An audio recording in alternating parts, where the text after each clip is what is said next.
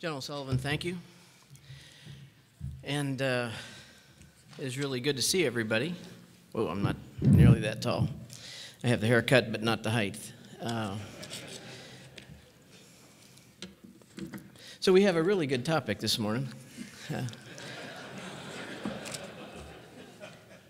It is what it is. I'm a half glass full kind of person. So General Fred Franks during the last drawdown said you can't roll up your sleeves and wring your hands at the same time, and he did that to tell people to stop whining.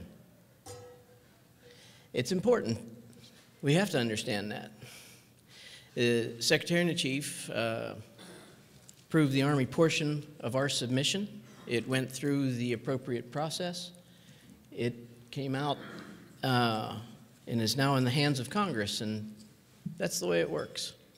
And everybody gets to decide how things happen. March 15th is the Ides of March, if you think about Shakespeare, but it's also the day that George Washington stood up and used the force of character to make civilian control of the military a principle of our nation. So whatever we get is what we get, and we have to do the best with it to make sure that nobody goes untrained to combat. That's it. That's the only mission. I'm comforted that since General Stoff wrote his book in 1976, America's First Battles, and we developed the National Training Center shortly thereafter that, and then the other combat training centers, nobody's been able to add a chapter to that book. We've figured out how to get better and better and how to make soldiers train better and better so when they go to combat, the results are there. Moose, if you'd go ahead.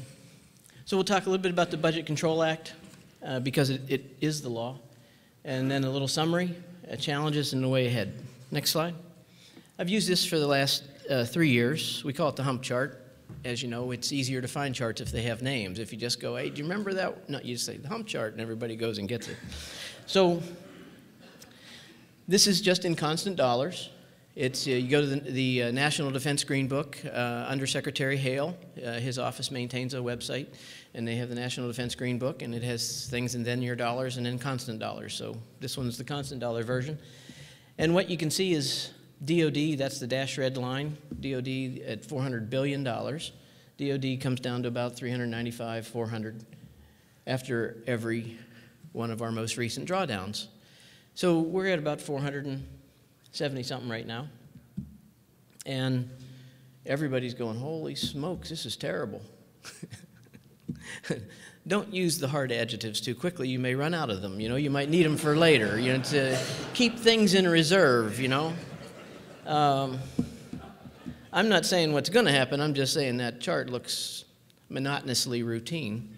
So next chart. So this one, we did use this one last year. The line, the top line in black, 1216, when I was the programmer, that's what we turned in, the line that's not dashed. And then it was extended out into the future through 21, and that's the top line from which all savings have to be made for sequestration. So you have to make all the savings between the black line on top and the red line on the bottom. That is what Sequester is about. Oh, this is that dynamic world. Okay. And so then the gold line is where 12 and 13 were turned in at, and we got sequestered in 13. We got drugged down to the bottom. And then the budget control, the bipartisan budget agreement created the green line, which is the small period of respite we have here in 14 and 15. Now, to put that in terms of readiness, the Secretary-in-Chief went up last year when Sequester hit and said we're going to have very few, 2 to 3 brigades, they said, ready at the end of the fiscal year on about 30 September, 1 October. And that was the truth, besides the ones going to combat, ready for other things. This year in 14, we have 14 planned decisive action training rotations at our combat training centers, so we'll have 14. The program we just turned in has 19. When you return back to that line on the bottom, you have to ask yourself, okay, we just bought this readiness, now we're heading back. At some point in time, it does become just math. There's so much overhead. We are reducing overhead. It's optional overhead, but fixed overhead has to remain. And that's it.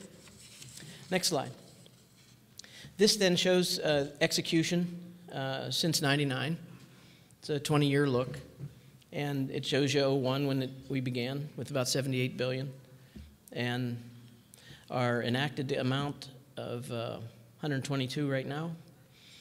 And our request, it says 121, it's 120.5. And then it shows what we have in the POM. We have placeholders out there for what we think would be our OCO request. None of that is final yet because that just accounts for our reset, our second destination transportation. We don't have any force figures yet. That's what everybody's waiting on in that decision, which is why that portion hasn't been turned in. Next slide. So we operate in an environment that I've kind of described. It's on the right side of the slide. Secretary McHugh has his priorities on the top left. A lot of tough topics. How do we keep the Army prepared? The Chief has laid out the 5 priorities down there with adaptive leaders on the top and globally responsive and regionally engaged there. These priorities have driven us through the process and guided us. Next slide. So in this slide from left to right, what you see is the actual in 2012, broken out by research, development, and acquisition, operation, maintenance, MPA. And then in 2013, you can see the enacted, the sequester, and then the actual in darker color. In 2014, you see the request and what we just had enacted. And now you see the request for 2015. So in 13, we lost 7.6 from sequester. We had to overcome an enormous OCO shortfall, which eventually required a joint solution to help us out. We had to cancel training because we had to make so much money and the sequester decision was made so late, we had to cancel training to actually make the savings. And if there's one thing, because we are the Army, so we hold an AAR, an after-action review, and we had one for this year. And we went back to the Secretary-in-Chief, and then they approved the way forward. You have to commit to training up front. You can never buy it back. And so that's driven us also as we've gone into 14 and how we know we have to do that. We determine what things we can buy late and what things we can't. And so the senior leaders have guided us on that. Next slide. Thank you, Moose, already ahead of me. So building adaptive leaders. These have been the way we've rolled out the budget themes. Professional education, provisioning a ready and modern Army. How do we make sure all the issues that are related to trust right now are addressed properly? And particularly those that are shaping the environment right now. Enabling globally responsive and regionally engaged strategic land forces. We want to make sure that the prevent, shape, win themes that the Chief has been laying out, we have something behind that. You can tell a story. I remember my boss when I was brigade commander was General Honorary, and he said audio has to match video. In this case, the budget numbers have to be behind what the Chief and the Secretary are saying, and we believe they are. And then, of course, maintain the ready and resilient campaign. Now, the next chart I'm showing you, it's 14. Don't be confused. That's where we're at today, but I just want to show you how things change so dramatically from year to year. You're going to see on this chart 45% in military personnel and 2% down there in military construction. Next slide. And you can see how dramatically they changed. That was the 1% that moved. Okay, so nothing really moved. We have gone through, the one thing that you learned during the sequester process is if you thought you understood prioritization in your organization before that moment, you really discover what you really have to know about prioritization when sequester comes in, and particularly at that late point in the year. So the prioritization efforts, it's been very helpful to maintain the health of the organization. So this supports the 490,000. This confuses some people. Everybody knows we have more than 490,000 Component 1 active component soldiers on active duty right now. Everything above 490 in FY14 is still in the, in FY15, will still be in the base, or in OCO. The base will only contain 490. You can see the numbers for the National Guard and the Reserve, 552.2. And you can see the total number of BCTs as the restructure comes down. And then this, of course, includes our Aviation Restructure Initiative, which is an extraordinary effort to make the most we can as we have to go through savings. It's very similar to how when the Comanche was canceled, how they redistributed the money, but the Lima models at that time, I mean, it's some smart business. The next slide. So in military personnel, you can see the numbers in the box. You can see the grade sergeant there from the 86th Brigade from Vermont. You can see the numbers and the pay rates for basic pay, basic allowance for housing and subsistence down in the lower right-hand corner. We're still, well, this is the part we'll be watching the most to see how this comes out of Congress in enactment, because any adjustments to some of these numbers can have large swings. Compensation is an important part of the business side of our profession, but it also can, it's also the one that compounds the most. Next. Operation and maintenance. I already alluded to the 19 CTC rotations, the 10 mission command exercises, what we used to call BCTP, the constructive simulations for the command posts. How we're reorganizing the brigade combat teams, putting in the 3rd Battalion, plus the RISTA, so you have a large self-contained force. We've got 152 Army installations worldwide that we're taking a look at and have to sustain.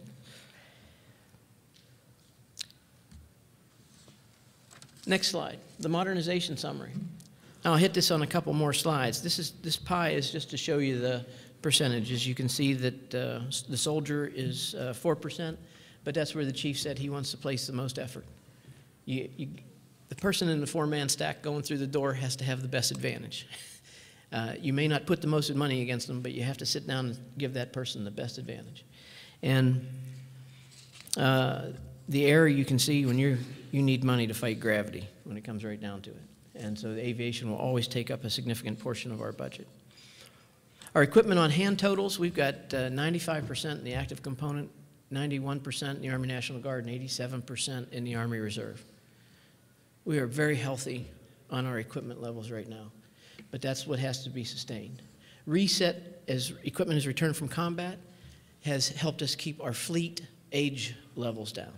So we have one of the best situations we've ever had as we come out of a conflict. Into the details on the next one, General Dyson and her team, and I'd like to tell you that her and Mr. Davis Welch, I know they're both in there, I know General Dyson's over here and Mr. Welch is over here. It's one of the things that when you sit down and watch your team go out and how they go out and brief and how they lead their team. We have just a great budget team, and they've briefed this quite a bit around town. They set this up as, I think, as a change from how they did the initial rollout brief. But all these slides are on our website. Yesterday people said, hey, can we have these slides? And we said, no, go to our website, because that's where they're at. And we'd like people to go to see those things, because there's more information there on the budget. So what you have here is you can see that the Black Hawk buy, you can see the Chinook program, the Apaches and the Lakota, as we'd bring our fleet down from 6 different fleets to 4. In ground mobility, you can see the engineering change packages, low rate initial production for Paladin, and then our effort to get after the Army multi-purpose vehicle. The intelligence side, you can see on the right, 6% of our portfolio and what it's going after. Next. And the soldier, how do we get better night vision devices? You can see the money we're putting toward each one of those. Mission command in the middle, our commitment more and more to the network. Then, of course, indirect fire. Next slide. Our air missile defense, you can see the emphasis on there on the Patriot MSE missile. Our software development, our science and technology portfolio. There's a whole bunch of, in science and technology, it's one of those things. How are we watching things that have been on the cutting edge, but now are more common? How do you find those industries that are out staying on the cutting edge? And it's a really important thing, because we see this with UARCs, our university-affiliated research centers.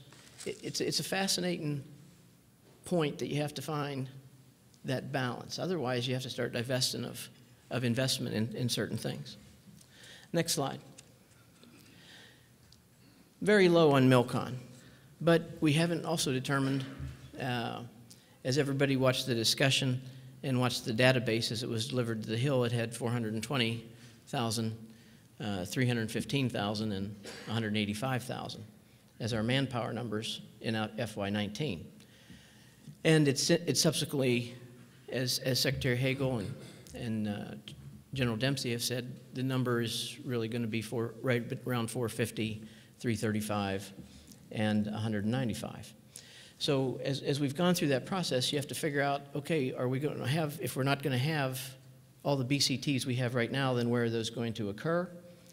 We've gone out with a second round. General Huggins has signed out another thing called a second round of what we call the program environmental assessment, where you have to go out and hold community sessions, look at every place that you're looking at to determine where you might take out forces. And so how do you build something if you don't know where you may not have something? So right now, you don't see any real barracks on here in our process, just a few at some enduring locations. But we're at an all-time low on MILCON. Next slide. Other accounts. Arlington National Cemetery, clearly one of Secretary McHugh's priorities, keeping an eye on that. JIDO is a pass-through account, as is the ChemD Mill program. So where we're headed next, we're continuing to plan and work. As you know, the train never stops. If you're ever waiting for a break in the resourcing world, there isn't one. So you got to come in eyes wide open, because it's just not going to stop. And so the program is, the programmers are now working on 16, of course. They started last October. And the train's marching on. On 1 June is when Secretary McHugh makes the internal decision for the Army. And typically, and hopefully we'll stay on track, on about the 31st of July, the 1st of August is normally our due date to turn in the converted database from program and language into budget activity groups and sub-activity groups that Congress wants the data in. And then you go into the fall review. So we're doing this, but we show and inform the program by our latest execution. We have a training cycle in the Army. You go through a training cycle, you conduct an AAR, you inform the next cycle. So our execution in 13 is actually affecting how we're programming in 16. Most people, their head explodes when you say things like this, but it's okay. If you're going to be in the resourcing world, you have to have these moments, and you have to have this understanding. And it is about thinking in time. It is about thinking in time. Everybody said, okay, we're going to revisit that decision in 16 when they talked about the manpower. Most people thought that, oh, that meant 2016. No, that meant May. Okay, this is about thinking in time. And if you can't, you just won't be useful in the environment. And so we're synchronizing this. We're providing our lessons learned from execution to the programmers so they can provide the best possible product to the Secretary and the Chief as the Secretary makes a decision. We are staying in touch. If you were to make that tactical leap, the way it works is that, in a normal division, you would have, Army division, you would have an operations center that handles current ops. Okay, and so that's FY14. So that's what General Dyson and her team handles. And then you have somebody who handles future ops, what we call FU ops. That's the budget that's sitting on the Hill. That's, again, General Dyson. And then we have what's called future plans. That's the G5, and that is PA&E at that. So it's how we operate in our environments. And so we're watching this, staying tight with our teammates so that anything we can inform and help the programmers with, we'll do that. So in the end, next, the Prevent, Shape, Win remains where we're going. We're mindful of what just came out in the QDR. And we're striving to make sure that the Army strategic vision is met with numbers that can be linked to it, with actions that are enabled by having the funding available, and that all comes through the prioritization that comes from our leaders, the secretaries and chiefs' priorities. And they've been enormously involved in the process to help us know exactly where they want to go. So we think what we've turned in is a good product. It was done on a very short timeline. Everybody knows how the skimmer was done last year, and it delayed the entry, the turn-in, and those different things. We were staying tight with our teammates on the Hill because they come and ask us questions. What did you mean by this? We all turn in every service these things called J-books. They're 8,000 to 10,000 pages of some of the finest prose you've ever seen in your entire life. And if you have any type of insomnia or something like that, and in reality, they are just there to address what was the change from 14 to 15. It's not to tell a FIDIP story. It's what is the change, because they're really just going to enact that 1 year, not the next 5. And so we work closely with our teammates because they do come in with some extraordinarily good questions and insights, and because you do need people looking at what you're doing when it comes right down to it. I'll pause here and take any questions.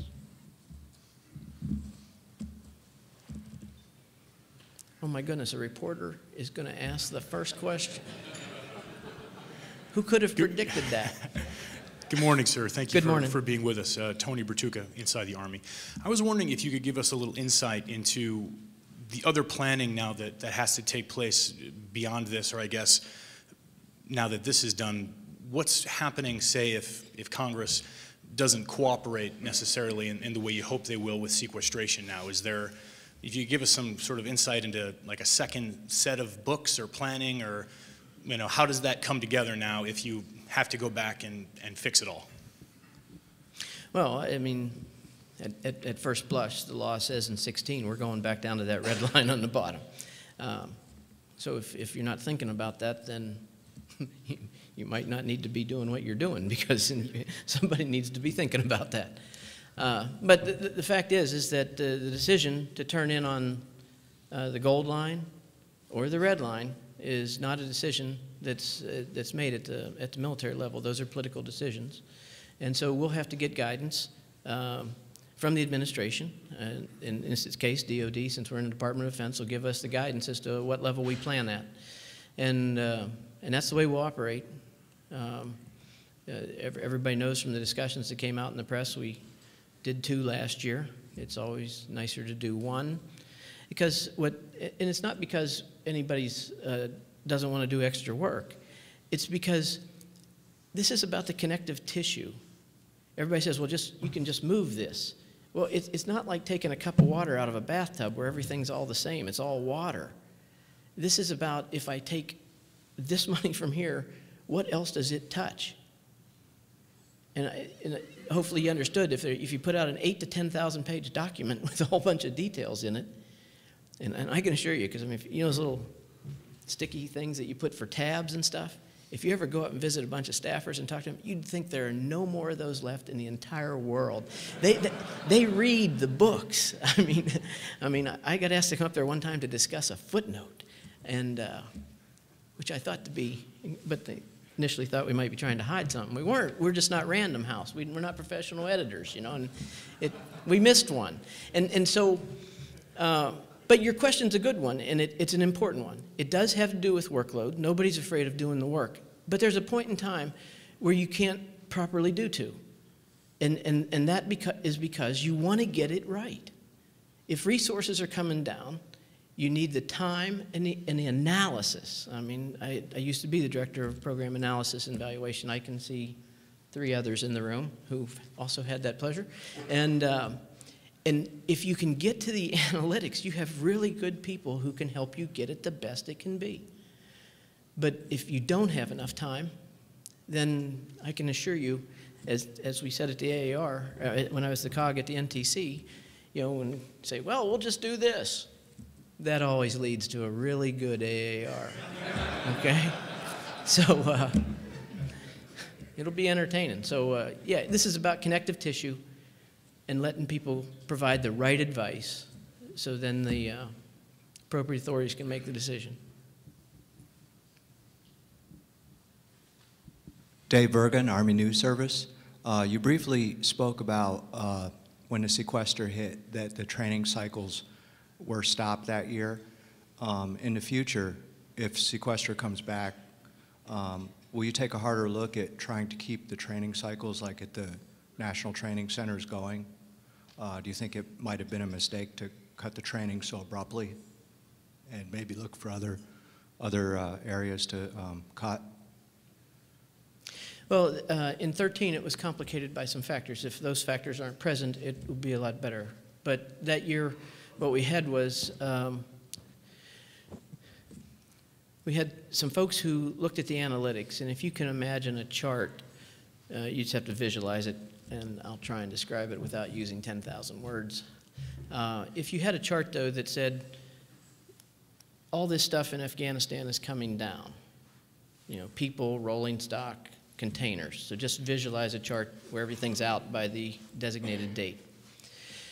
That chart, if you just look at that kind of chart, and this is something we learned, if you look at that kind of chart, it tells you need less money every year. But what we discovered was, if you looked at the last 5 quarters in in Iraq, and we didn't have to go back to see how we left the Philippines in 1908 or something. I mean, we could go back 2 years to see how we left Iraq. It was $11 billion a quarter for the 4 quarters in 11, and it was $16 billion in October, November, December of the first quarter of 12. Activities stay flat. They don't go down because the numbers come down. It's just a couple examples so you understand it. You reduce the number of FOBs. When you reduce the number of FOBs, what's non-negotiable is medevac. What's your most expensive kind of unit, the highest consumer of fuel? An aviation unit. So that thing stays flat. You still got, you have less people outside the wire. You need more raid towers. Who runs those? Contractors. So there's a whole bunch of things that make your costs stay flat. Our point is that in 13, because of there was no ill intention, there were no bad people in the room, there was just some bad estimates, we showed the wrong kind of charts. People said you need less OCO, and we had to make that up ourselves. That was the initial thing. That's what drove us to have to just cancel so many things. Would we want to do that again? Absolutely not. Secretary and Chief have been very clear. It's about readiness, about having people ready to deploy, about having people who are trained and ready to deploy. So 13 was a special circumstance. Sequester didn't hit until halfway through the year, or 5 months into the year on the 1st of March when it was ordered, and we had that OCO condition. So whatever the conditions are then, we know what we'd like to do. And so hopefully that didn't make things too confusing. 3 reporters in a row. Hi, what a surprise. Good morning, sir. Okay. Megan Eckstein with Defense Daily. I actually wanted to ask you about OCO as well.